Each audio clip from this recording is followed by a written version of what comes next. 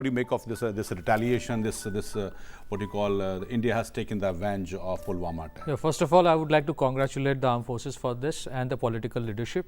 I think what has happened today is that we have done away with the self-imposed moratorium that we will never cross the line of control. And what has happened today is a new template for counter-terror warfare, where we are talking about offensive defense, which means we are going inside Pakistan and hitting their training camps. And third and very important point is that today what has happened is that we have started instilling, the armed forces have started instilling fear in the heart of the trainer, not just the recruits, but the trainers and the terror minds, that they are no more safe in their safe havens deep inside Pakistan. They can be hit right over there. So I think the most important aspect of what has happened is that we have taken the war right inside Pakistan, and we have told them that it can be repeated. Interestingly, what has happened, why this place Balakot and Khyber Pakhtunkhwa is very important. This is not only the most important, second most important headquarter of Jaish-e-Mohammed after Bawalpur.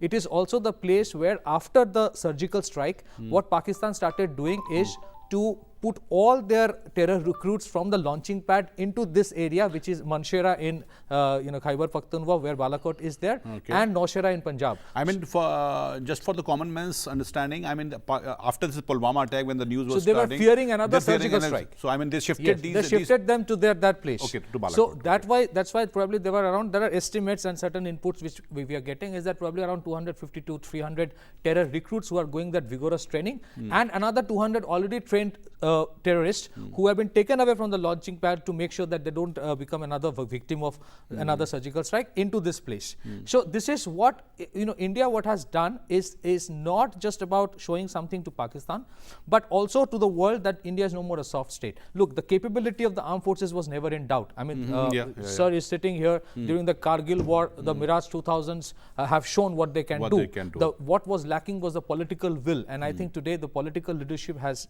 stated that they were willing to take that risk. Of course, there were risks. There is a risk of escalation. There is a risk of loss. God forbid, if there were certain crashes or some jets were brought down, political leadership would have been blamed. So all these things taken into calculation. What has happened today is that after this, Prime Minister have not shown any jingoism. He was only talking about protecting India, not a war against Pakistan.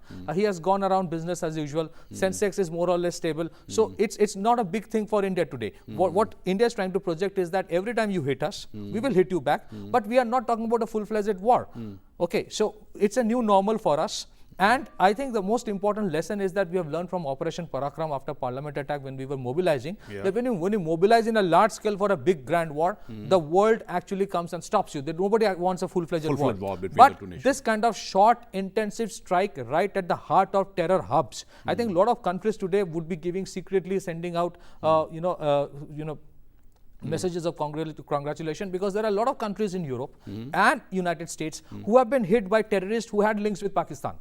This place in Khyber Pakhtunkhwa, Balakot, actually not only trains Jaish-e-Mohammed terrorists, but also Jaish-ul-Adal and all those who actually attack Iran. So one important point I would like to make, Anurag, I think the Iranians today are very excited. It would be very interesting to see what the Iranians and the Afghans do, because in the last few days they were actually expecting India to do something, and the day Pulwama attack happened, the day before that Iran was hit by a similar attack. They are also crying for vengeance. So that is something has to be seen. We should not lower our guard, because Imran Khan, if it doesn't do anything, then we can see the repeat of what happened after Kargil war, when a military coup happens and Nawaz Sharif is brought down. Because the army over there would try to show that, look, we are not going to bog down by a weak civilian leadership. They would try to project that, even though the civilian leadership is being told by the army, don't escalate it because there are consequences. We should not lower our guards. I mean,